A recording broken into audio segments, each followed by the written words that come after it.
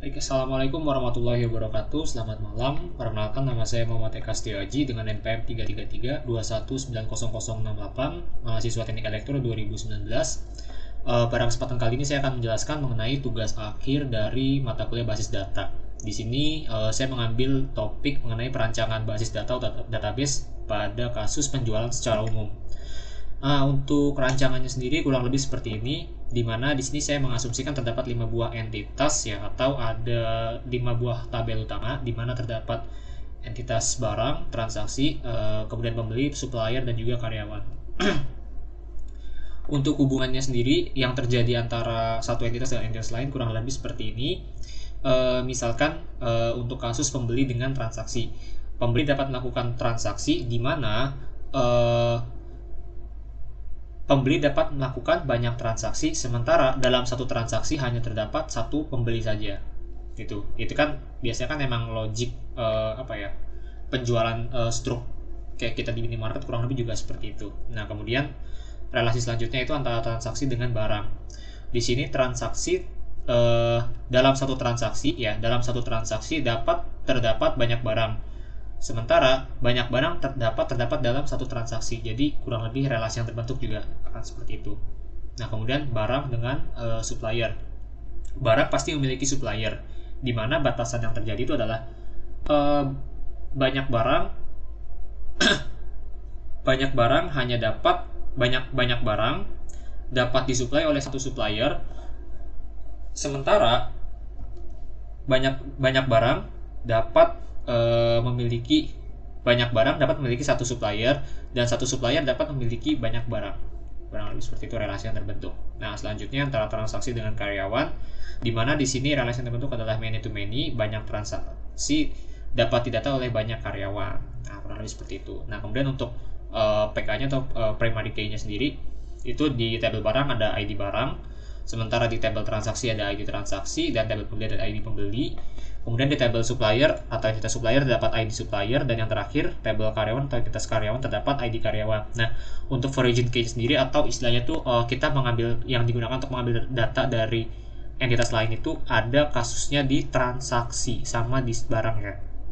Nah, untuk di transaksi sendiri itu ini mungkin yang paling complicated ya, karena di sini tuh ada ID pembeli, ID barang, dan juga ID karyawan. Artinya dari 3 buah entitas, yaitu entitas pembeli, barang, dan juga karyawan, itu kita gabungkan dalam kasus satu buah entitas transaksi. Jadi kurang lebih seperti itu.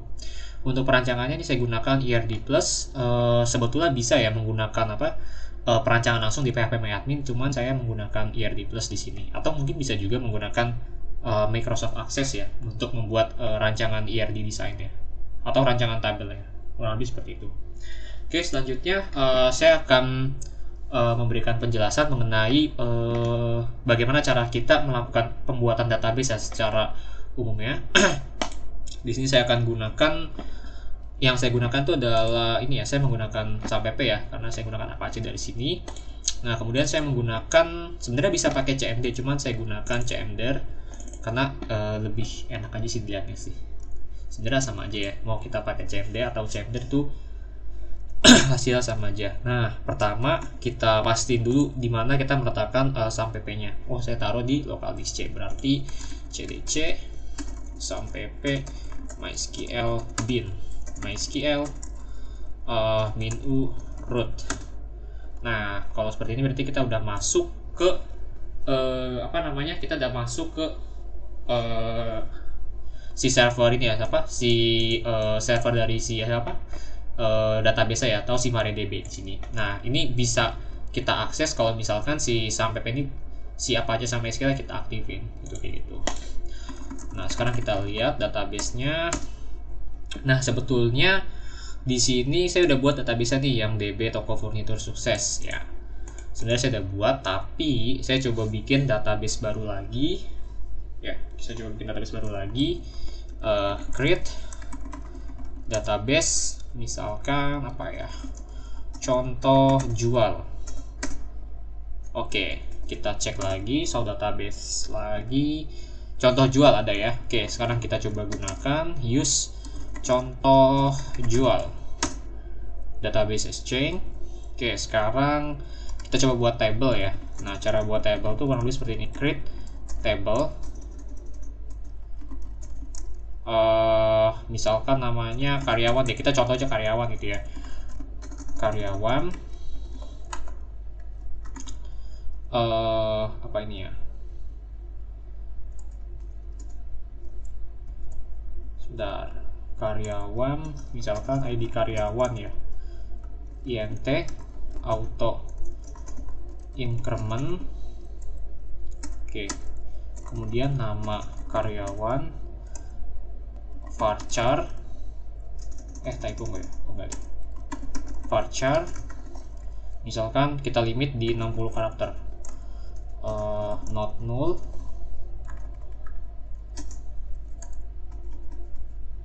Not null ya. Oke. Kita misalkan buat dulu deh. Oh ya, sorry, belum didefinisikan key-nya. Primary key, ID karyawan. Oke, satu table udah terbentuk. Sekarang coba kita cek udah masuk belum database tabelnya. Show tables. Oke, udah masuk ya table karyawan. Nah, ini saya asumsinya cuman bikin satu table aja, cuman hanya ingin menunjukkan gimana cara bikin database-nya gitu sih. Oke, insert into, ini cara kita masukin datanya. Insert into, oke, biar kelihatan ya.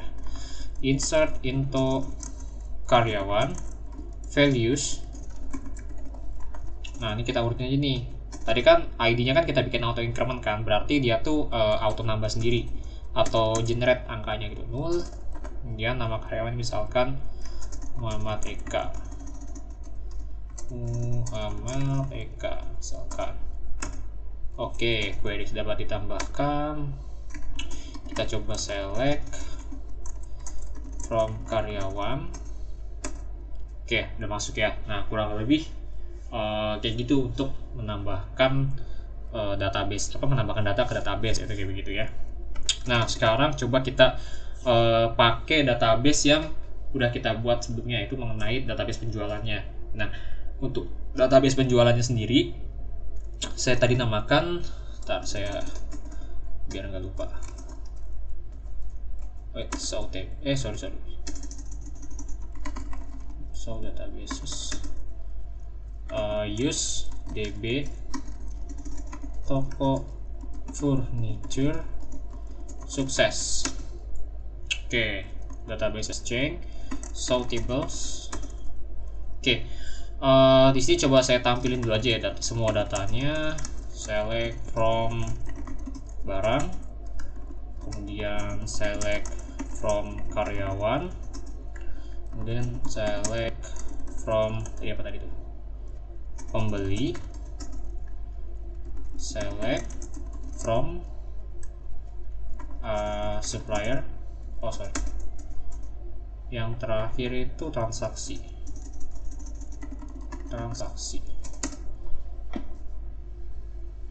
Oke, buat yang transaksi ini ada banyak data ya. Kurang lebih ada sekitar berapa tuh? Kurang lebih ada sekitar 100 data yang transaksi. Oke, saya coba create ulang. Nah, biar kelihatan jelas. Nah, ini ya. Ini untuk yang transaksinya kurang lebih ada segini banyak ya datanya ya. Nah, sekarang itu kurang lebih untuk untuk menampilkan datanya. Nah, sekarang kita coba gimana ya? Tadi kan ini kan ada banyak ID nih, ada ID barang, ID pembeli, sama ID karyawan. Nah, sekarang kita mau coba gimana caranya kita itu nampilin data bahasanya ya. Nampilin data ini kan cuma ID doang nih ya. ID barang sama ID ID pembeli, ID karyawan, nggak ada namanya langsung gitu ya. Nah, sekarang coba kita tampilin gimana cara kita nampilin data hanya dengan menggunakan origin key-nya. Jadi di sini kita pakai prinsip penggabungan ya. Select sebentar, nama tabelnya itu apa tadi itu ya? Pembeli. Select pembeli, tabel pembeli, nama pembeli yang kita ambil. Select pembeli, nama pembeli. Nah, kemudian itu tabel barang dari dia.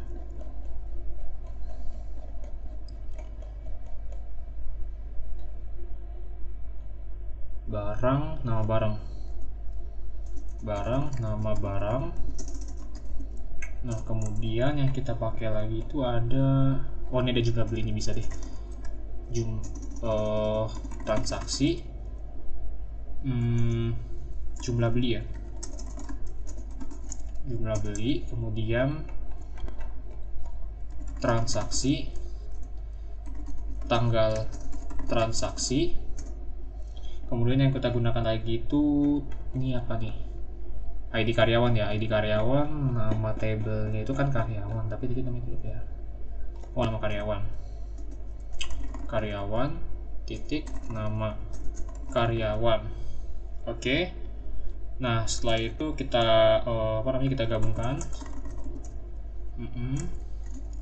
dari tabel barang dari tabel ini dulu aja ya. Dari tabel apa? Dari tabel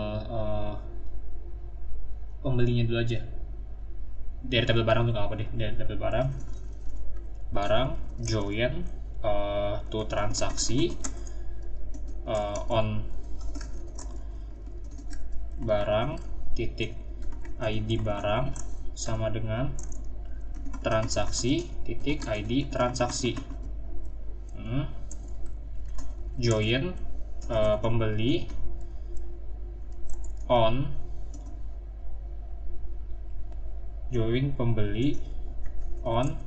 pembeli titik ID pembeli sama dengan transaksi titik ID transaksi. Nah, kemudian join lagi tabel karyawan tadi ya. Tabel karyawan itu ada ID karyawan sama dengan tabel transaksi ID karyawan. Ya, gitu. Oke, ada error. Apa nih? You have checks.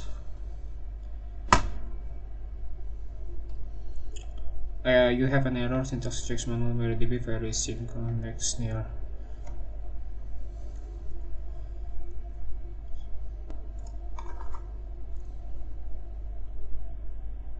Join karyawan. Oh iya. Bentar, kita kurang.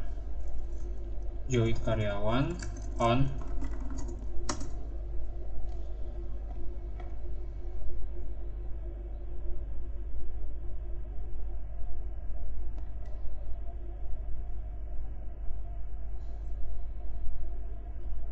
sebentar.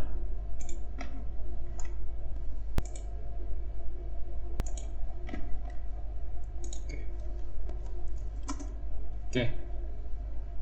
Nah, di sini ini ada kurang ya. Kita coba tambahin lagi.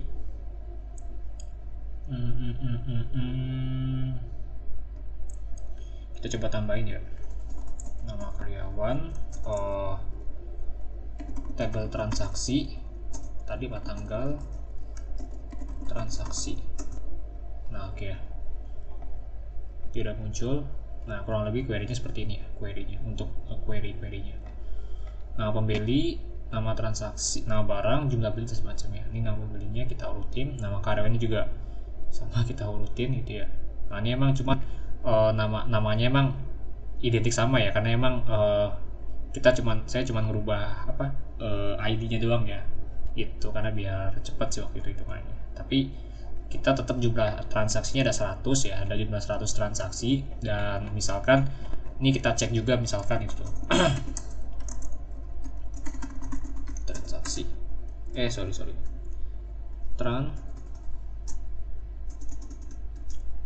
select all from transaksi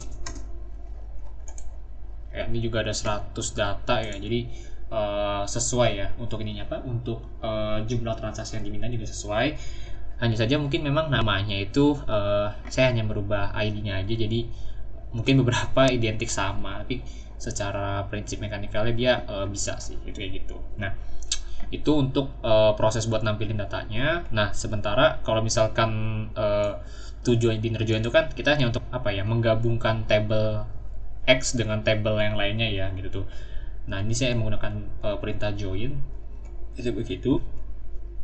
Nah, biasanya untuk dalam kasus yang lebih kompleks ya, misalkan kayak mungkin kita belanja di Indomaret atau di Alfamart, itu kan ada struk ya. Nah itu biasanya dia ada yang namanya detail transaksi. Jadi detail transaksi itu biasanya umumnya diletakkan setelah transaksi gitu. Jadi transaksi ada satu entitas lagi yaitu detail transaksi. Jadi biasanya ketika di detail transaksi itu baru pendetailan dari item yang dibeli itu lebih lengkap gitu tuh. Sementara transaksi itu hanya sebagai rekapitulasi nilai total pembeliannya itu begitu. Sebenarnya bisa kita bikin kayak gitu, bisa juga kita buat seperti ini gitu begitu. Nah untuk dalam kasus normalisasi, biasanya normalisasi itu ada di ini apa kayak misalkan alamat ya.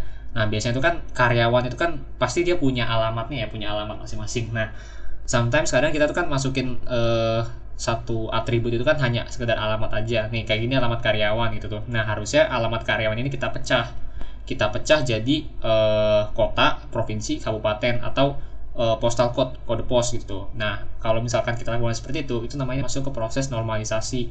Tapi di sini saya nggak melakukan normalisasi, jadi saya hanya untuk gimana caranya kita operasiin si penggunaan query dengan XMPP ini, itu begitu. Oke. Nah, kurang lebih tabelnya seperti ini. Nah, selanjutnya kita coba ini ya, kita coba upload ya di GitHub. Ini ada GitHub nih. GitHub. Oke nya saya pakai GitHub yang kedua aja deh.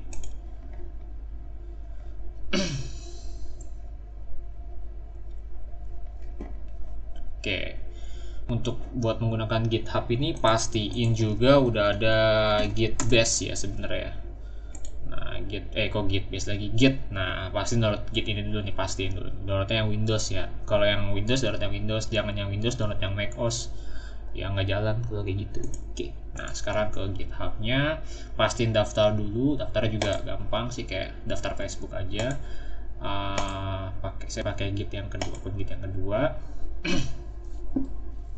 Nah, oke ya. Sekarang saya coba buat new repository. Nah, misalkan di sini namanya final basdat misalkan itu. Ini saya buat public aja nggak apa-apa. Create repository. Oke. Nah, repository kita udah terbuat di sini. Nah, sekarang kita buka Git base-nya dulu. Oke, Git base-nya ini dia. Nah, karena saya udah sempat beberapa kali login ya, saya coba cek dulu. Nah, ternyata dia masih login di secondary akun saya ya. Oke, kalau misalkan kayak gitu, sekarang coba kita unset dulu aja kali ya. Git config unset all user name. Git config git config global ya. Buat login itu git global config bukan ya? Bentar. Oh iya, git config global ya. Git config sorry.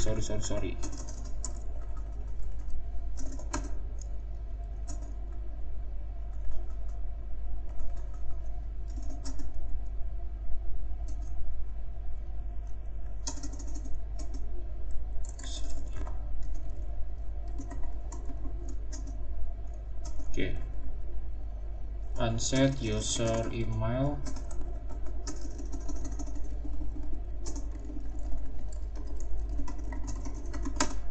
Oke, sekarang kita coba get config list lagi. Oke, udah nggak login ya. Nah, sekarang kita coba login, git config global. Kemudian username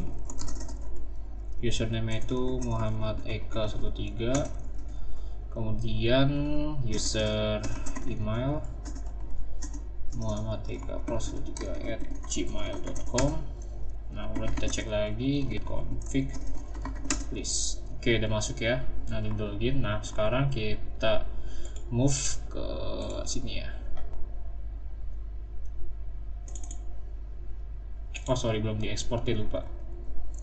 Nah, database ini kita ekspor dulu aja. Kita masuk ke kayak pemain ini ya, kita ekspor dulu ke dalam bentuk file SQL. Ini nama DB-nya, DB Furniture Sukses. Mau ekspor di ekspor, kita ekspor dulu, langsung aja kita go. Oke, SP25. Ini kita buat folder dulu aja ya, misalkan foldernya final basdat misalkan. Nah ini juga kayaknya kita hapus aja dulu ya deh, gitu ya. Nah terus kita klik kanan get base here, terus kita init ya, kita get init buat jadiin dia itu sebagai empty repository kita. Nah selanjutnya kita masuk dulu aja ya, kita copy ini namanya, kita copy dulu aja namanya. Nah terus kita git add .sql. Oke, masuk, terus kita commit git commit min m. Kita masukin komentar comitnya, misalkan this is my first this is my last commit for database. Oke, berhasil. Kemudian kita git remote at origin git at github.com Muhammad Eka 123 slash tadi apa ya namanya? Bentar. Final basdat dot get. Oke, git push min u origin master.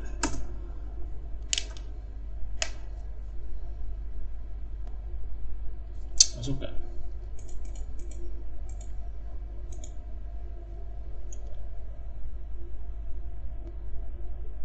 Fatal cannot read. Oke, ini masih masuknya ke akun Muhammad Eka saya.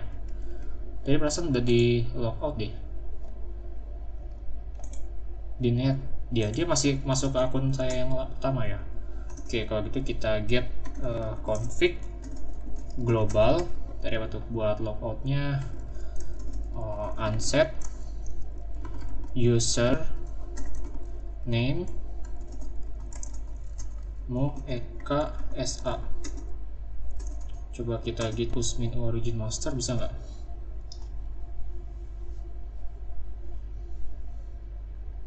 Error version Muhammad Eka 123 final basdat. Git ini tuh Muhammad Eka. User email.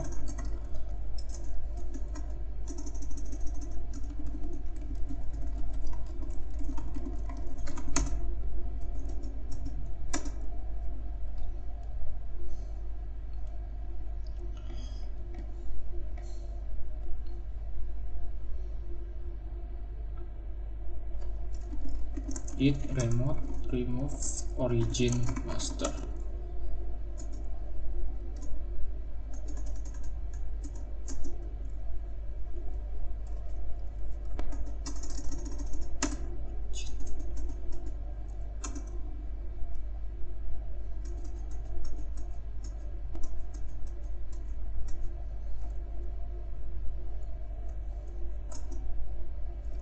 Coba kita cek git config.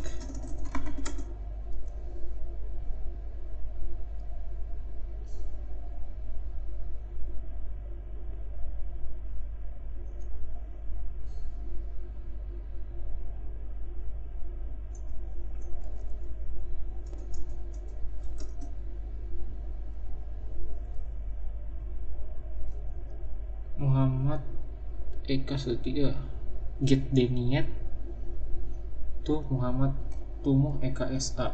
Dia kenapa masih baca ini ya? Baca apa? Baca git saya yang pertama ya? Padahal di unset.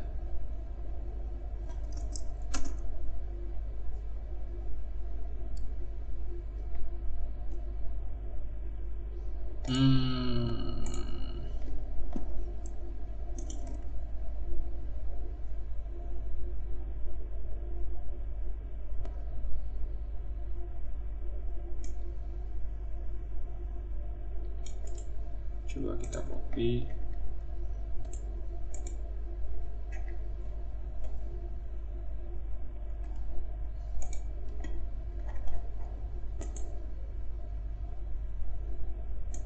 paste.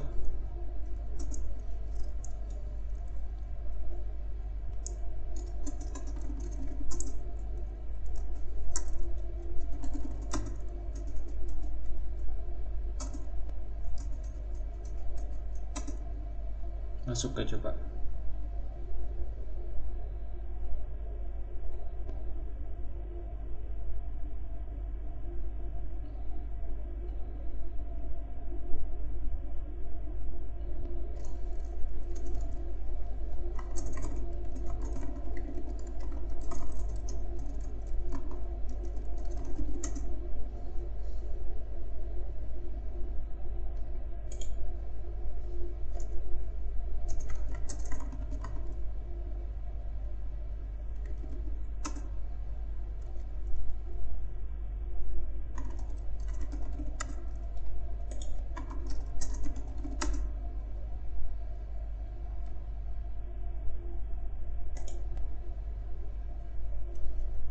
Oke, kayaknya ini ada problem sama ini ya, apa SSH-nya ya.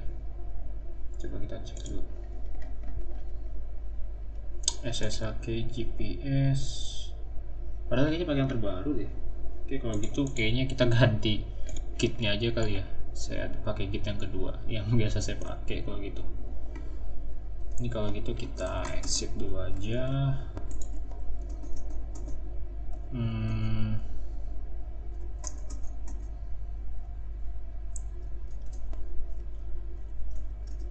muhammadekapra13@gmail.com. muhammadeka13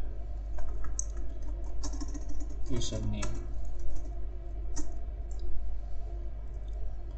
config list.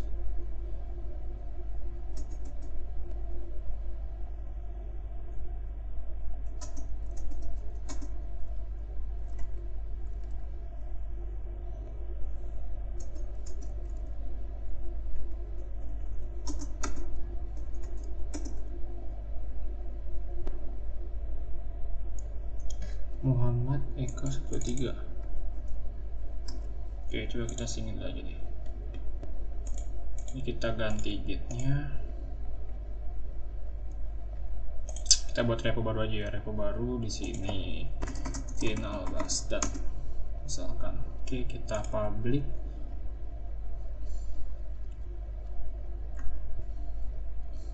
Oke, kita ulangi lagi dari awal aja. Get global username KSA, git config global user email 333.168.untirta.ac.id, git config list, username-nya Muhammad Eka. Oke. Email git config global user email 333.168.untirta.ac.id. Oke, udah masuk ya. .id. Oke, kalau gitu sekarang kita masuk ke sini lagi, balik lagi ya. Kita get bezier, get init, nah get add, langsung saya titik aja ya karena cuma satu doang file di dalam.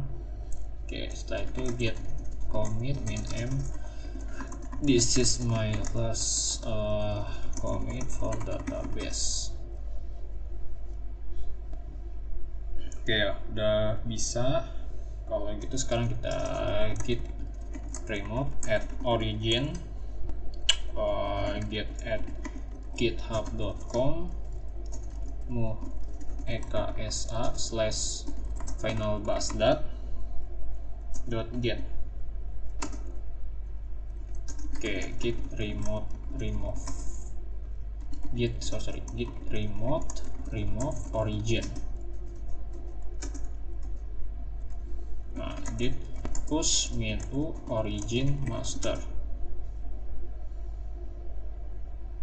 Oke ya, ini udah berhasil kita upload ke Git. Mungkin tadi untuk case yang pertama tadi tuh kita harus delete dulu nih si siapa si SSH-nya. Nah, ini kurang lebih kayak gini. Ini udah kita upload ke ke GitHub ya untuk script-nya, untuk script SQL-nya.